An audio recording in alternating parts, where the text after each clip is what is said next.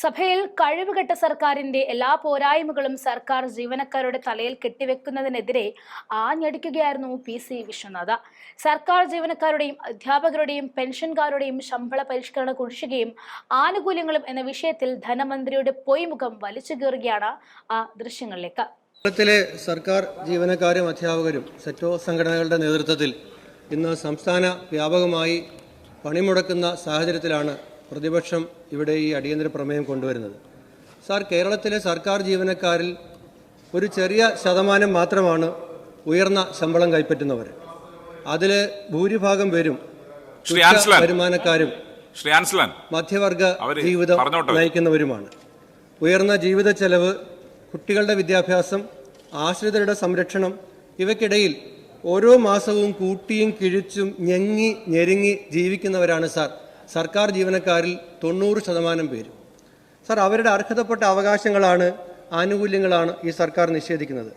വിവിധ ആനുകൂല്യങ്ങളായി ഏതാണ്ട് 64,923 കോടി രൂപയാണ് സർക്കാർ തടഞ്ഞു വച്ചിരിക്കുന്നത്. സാറ്, അതിൽ ഏറ്റവും പ്രധാനപ്പെട്ടത് ക്ഷാമബത്തയാണ്.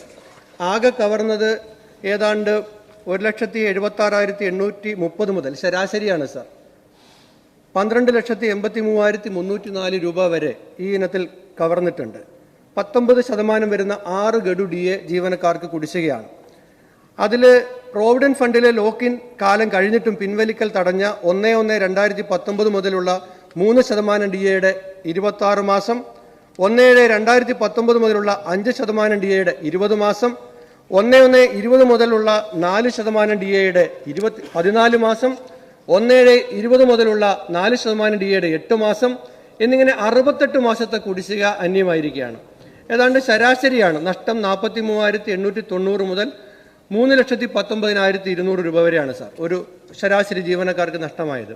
ഇനി രണ്ടാം പിണറായി സർക്കാരിന്റെ കാലത്ത് അനുവദിച്ച 1/1/21 1/7/21 മുതലുള്ള DAയുടെ 39 മാസം വീതമുള്ള കുടിശ്ശിക നിഷേധിക്കപ്പെട്ടതിലൂടെ വീണ്ടും 78 മാസത്തെ നഷ്ടവും സർക്കാർ ജീവനക്കാർക്ക് ഉണ്ടായിരിക്കുകയാണ്. സാർ, ഈ 1975 ജീവനക്കാർ സമരം ചെയ്ത് നേടിയെടുത്ത ഈ അവകാശത്തിന്റെ ചരിത്രത്തിൽ ആദ്യമായിട്ടാണ് മാനദണ്ഡങ്ങൾ പാലിക്കാതെ ഈ രൂപത്തിൽ DA അനുവദിക്കുന്നത്.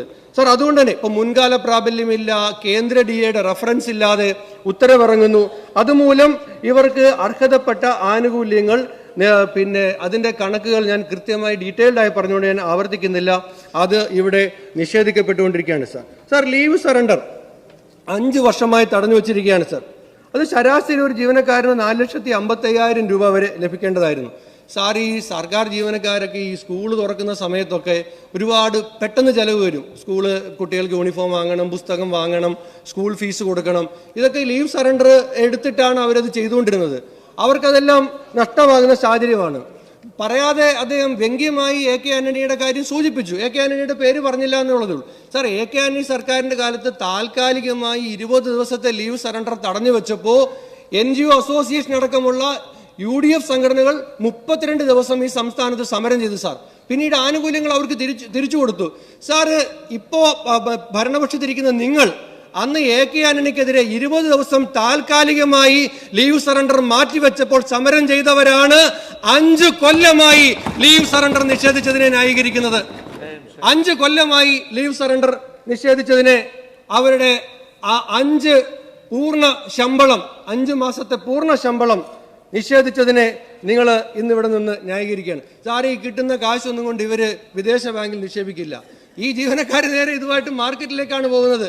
അപ്പം മാർക്കറ്റിൽ ഇവരുടെ വാങ്ങൽ ശേഷി വർദ്ധിക്കുമ്പോൾ മാർക്കറ്റ് സജീവമാകും, സംസ്ഥാനത്തിന്റെ എക്കണോമി സജീവമാകും. 18% GST വെച്ച് ധനകാര്യ വകുപ്പിന് ഇങ്ങോട്ട് കിട്ടേണ്ടതാണ്. അപ്പോൾ ആ എക്കോണമിയെ കൂടി ബാധിക്കുന്ന ഒരു കാര്യമാണ് ഞാൻ ഇവിടെ പറഞ്ഞത്. സാർ, അതുപോലെ തന്നെ ശമ്പള പരിഷ്കരണത്തിന്റെ കാര്യം അങ്ങ് ഇവിടെ പറഞ്ഞു. സാർ, ശമ്പള പരിഷ്കരണത്തിന്റെ അരിയർ ഇതുവരെ അവർക്ക് കിട്ടിയിട്ടില്ല, അത് മാറ്റിവെച്ചിരിക്കുകയാണ്. സാറ്, മുഖ്യമന്ത്രി പറഞ്ഞു അത് കൃത്യസമയത്ത് കൊടുക്കുമെന്ന്. സാറ്, ഈ ജൂലൈ 2024 ആയിരുന്നു ആ കൃത്യസമയം. 1/7/2024 ശമ്പള പരിഷ്കരണത്തിന്റെ പുതുക്കിയ ആനുകൂല്യം കിട്ടേണ്ടതാണ്. 6 മാസം കഴിഞ്ഞു കിട്ടേണ്ടത്. എന്നിട്ട് പറയാണ് കൃത്യസമയം കഴിഞ്ഞ് 6 മാസമായിട്ട് കൃത്യസമയത്ത് കൊടുക്കാന്ന് പറഞ്ഞത്. മത്തായി ചേട്ടൻ അരമണിക്കൂർ മുമ്പേ ഇറങ്ങാമെന്ന് റാംജി റാവു സ്പീക്കിങ്ങിൽ പറഞ്ഞതുപോലെയാണ് സാർ. ഇതിന്റെ കാലം കഴിഞ്ഞിട്ട് 6 മാസമായി. ഇനി കൃത്യസമയത്ത് കൊടുക്കും എന്ന് പറയുന്നത് ആരെ കബളിപ്പിക്കാനാണ് സാർ? സാർ, ഉമ്മൻചാണ്ടി കേരളത്തിലെ മുഖ്യമന്ത്രി ആയിരുന്നപ്പോൾ 1/7/2014 ശമ്പള പരിഷ്കരണത്തിൻ്റെത് വരേണ്ടത്. അതിന് 8 മാസം മുമ്പ് ജസ്റ്റിസ് രാമചന്ദ്രൻ നായർ കമ്മീഷനെ നിയോഗിച്ചു സാർ. ഇവിടെ ശമ്പള പരിഷ്കരണത്തിന്റെ കാലാവധി ജൂലൈ മാസം 2024 കഴിഞ്ഞിട്ടും ഇതുവരെ ശമ്പള പരിഷ്കരണത്തിന്റെ കമ്മീഷനെ പോലും നിയമിക്കാതിരിക്കുമ്പോൾ ചെയ്യുന്ന ഒരു സമരത്തിനെ എന്തിനാണ് സാർ മന്ത്രി ഇത്രമേൽ അധിക്ഷേപിക്കുന്നത്, ഇത്രമേൽ പരിഹസിക്കുന്നത്? സാർ, ഇവിടെ മെഡിസപ്പ് വന്നു. ഞാൻ ഈ സബ്മിഷനായിട്ട് ഇവിടെ ഉന്നയിച്ചതാണ് സാറ്. അതുകൊണ്ട് ജീവനക്കാർക്ക് അപമാനമല്ലാതെ എന്തെങ്കിലും പ്രയോജനമുണ്ട് സാർ? ഡീറ്റെയിൽഡ് ആയിട്ട് ഒരു തവണ സബ്മിഷനിൽ പറഞ്ഞുകൊണ്ട് ഞാനത് ആവർത്തിക്കുന്നില്ല. സാർ, ഒരു 2 പേര് ഉണ്ടെങ്കിൽ, ഭാര്യയും ഭർത്താവും ജീവനക്കാരാണെങ്കിൽ 1000 രൂപ പിടിക്കും. ഒരാളുടെ ക്ലെയിമേ പറ്റുള്ളൂ. ഇനി അവിടെ ചെന്നാലോ ആ ഓറിയന്റൽ ഇൻഷുറൻസുകാർ ആ കാശ് കൊടുക്കത്തുമില്ല. ഇത് ഒരു പ്രയോജനമില്ലാത്ത ഒരു മെഡിസപ്പ് ഈ ജീവനക്കാരുടെയും പെൻഷൻകാരുടെയും മേൽ അടിച്ചേൽപ്പിച്ചിരിക്കുകയാണ്. സാർ, സമരം ചെയ്യുന്നവരുടെ ഒരു ആനുകൂല്യം സർക്കാർ പങ്കാളിത്തത്തിൽ ഒരു ഇൻഷുറൻസ് പദ്ധതി കേരളത്തിൽ ജീവനക്കാർക്കും പെൻഷൻകാർക്കുമായി നടപ്പിലാക്കണമെന്നുള്ളതാണ് സാർ. സാർ, ഈ ആവശ്യങ്ങൾ ഉന്നയിച്ചുകൊണ്ടാണ് ഇവിടെ ജീവനക്കാർ സമരം ചെയ്യുന്നത്. സാറ്, അവരുടെ സമരത്തിന്റെ നോട്ടീസ് ഞാൻ വായിക്കാം സാർ. സാർ, വിലക്കയറ്റത്തിന് ആനുപാതികമായി ജീവനക്കാർ അർഹതപ്പെട്ട 19% ക്ഷാമബത്ത കുടിശ്ശികയായിരിക്കുന്നു. ശമ്പള പരിഷ്കരണത്തിന്റെ തീയതി കഴിഞ്ഞിട്ടും കമ്മീഷനെ നിയമിക്കാൻ തയ്യാറാകുന്നില്ല. ജീവനക്കാർക്ക് ലഭ്യമാകേണ്ട ആനുകൂല്യങ്ങൾ തടഞ്ഞുവെക്കുക മാത്രമല്ല, സർക്കാരിന്റെ സാമ്പത്തിക പ്രതിസന്ധിക്ക് പ്രധാന ഉത്തരവാദിത്തം സർക്കാർ ജീവനക്കാരാണെന്ന് ബോധപൂർവം പ്രചരിപ്പിക്കുകയും ചെയ്യുന്നു എന്ന ഈ നോട്ടീസ് ജോയിന്റ് കൗൺസിലിൻ്റെതാണ് സാർ. CPI MLA-മാര് എന്നോട് വിയോജിക്കത്തില്ലല്ലോ. അവരിൽ പലരും ജോയിന്റ് കൗൺസിലിന്റെ സമരവുമായി ബന്ധപ്പെട്ട യോഗങ്ങളിൽ പോയി പ്രസംഗിച്ചുള്ളവരല്ലേ? രാപ്പകൽ സമരത്തിൽ പോയി പങ്കെടുത്തിട്ടുള്ളവരല്ലേ? സാർ, ഇത് ഇവിടെ ജീവനക്കാരെ ഇടതുപക്ഷ സർക്കാർ വഞ്ചിക്കുന്നു എന്ന് ജോയിന്റ് കൗൺസിൽ ഇറക്കിയ നോട്ടീസാണ് സാർ. നമ്മുടെ സിവിൽ സപ്ലൈസ് വകുപ്പ് മന്ത്രിയുടെ നിയോജക മണ്ഡലമായ നെടുമങ്ങാട് ഇന്നലെ സമരത്തിന്റെ പ്രചരണം നടത്തിയ ജോയിന്റ് കൗൺസിൽ CPI-കാരെ NGO യൂണിയൻകാർ ആക്രമിച്ചു സാർ. കൊല്ലത്ത് സിവിൽ സ്റ്റേഷനിൽ NGO അസോസിയേഷൻകാരെ NGO യൂണിയൻകാർ ആക്രമിച്ചു സാർ. സാറ്, ലീവ് സറണ്ടർ കിട്ടുന്നില്ലെങ്കിലും ക്ഷാമബത്ത കിട്ടുന്നില്ലെങ്കിലും ഈ ആനുകൂല്യങ്ങളൊന്നും കിട്ടുന്നില്ലെങ്കിലും ജീവനക്കാർക്കെല്ലാം മുടങ്ങാതെ കിട്ടുന്ന ഒന്നുണ്ട് സാർ. അത് ദേശാഭിമാനിയാണ്. നിർബന്ധമായിട്ട് എടുപ്പിക്കുന്നുണ്ട് അവരെ കൊണ്ട്. സാർ, ഇവിടെ ഈ ജീവനക്കാർക്ക് ഇത് മാത്രമാണോ സാർ? സാർ, ബഹുമാനപ്പെട്ട ധനകാര്യമന്ത്രി, അങ്ങനെ അറിയാൻ വേണ്ടിയിട്ട് സർവീസ് വെയിറ്റേജ് UDF കാലത്ത് കിട്ടിയിരുന്നു, LDF വന്നു, എല്ലാം ശരിയായി, അത് എടുത്തു കളഞ്ഞു. HBA ഹൗസ് ബിൽഡിംഗ് അലവൻസ് UDF-ന്റെ കാലത്തുണ്ടായിരുന്നു, LDF വന്നു, എല്ലാം ശരിയായി, അതും എടുത്തു കളഞ്ഞു.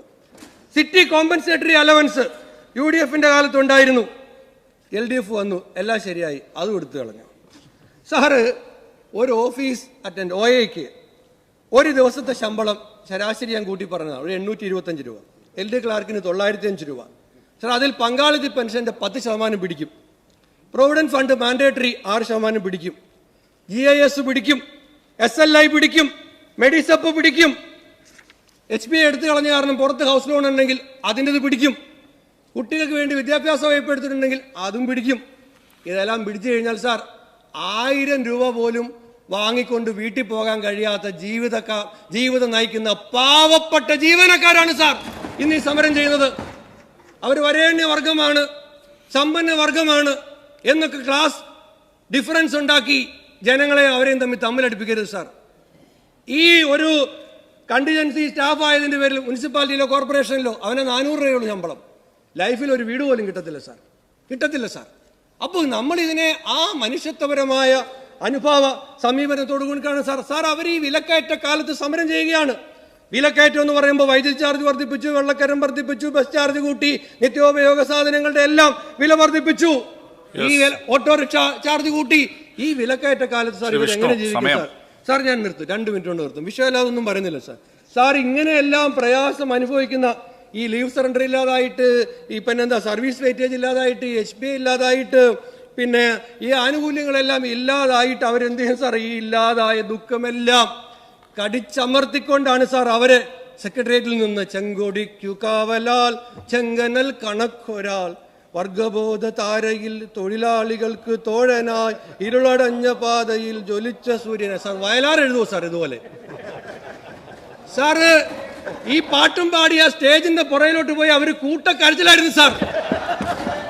സാറ് പാട്ടെഴുതിയ പൂവത്തൂർ ചിത്രസേനന് പുനർനിയമനം കിട്ടി സാർ. ഈ പാവങ്ങൾക്ക് എന്ത് കിട്ടും സാർ? സാർ, ഈ പെൻഷൻകാർക്ക് 40 മാസത്തെ DA കുടിശ്ശിക ശമ്പളത്തിന്റെ ആനുകൂല്യം 85,000 പെൻഷൻകാർ ഇത് കിട്ടാതെ മരിച്ചുപോയി സാർ. ഇനി ആർക്ക് വേണ്ടിയാണ് സാർ കാക്കുന്നത്? കൂടുതൽ ആളുകൾ മരിക്കാനാണോ സാർ? പോലീസ് ട്രെയിനിങ് കാലം സർവീസായി പരിഗണിക്കണം, പെൻഷൻ ആനുകൂല്യം നൽകണം, അവരുടെ ആവശ്യമാണ് സാർ. സാർ, അതുകൊണ്ട് ഈ ന്യായമായ ആവശ്യങ്ങളെ സമയബന്ധിതമായി പരിഷ്കരിച്ചുകൊണ്ട് സംതൃപ്തമായ ഒരു സിവിൽ സർവീസിന് വേണ്ടിയിട്ട് ഈ കാര്യങ്ങൾ അംഗീകരിക്കാൻ സർക്കാർ തയ്യാറാകണം. സഭ നിർത്തിവെച്ച് ചർച്ച ചെയ്യണമെന്ന് ആവശ്യപ്പെടുകയാണ്. ബഹുമാനപ്പെട്ട മിനിസ്റ്റർ.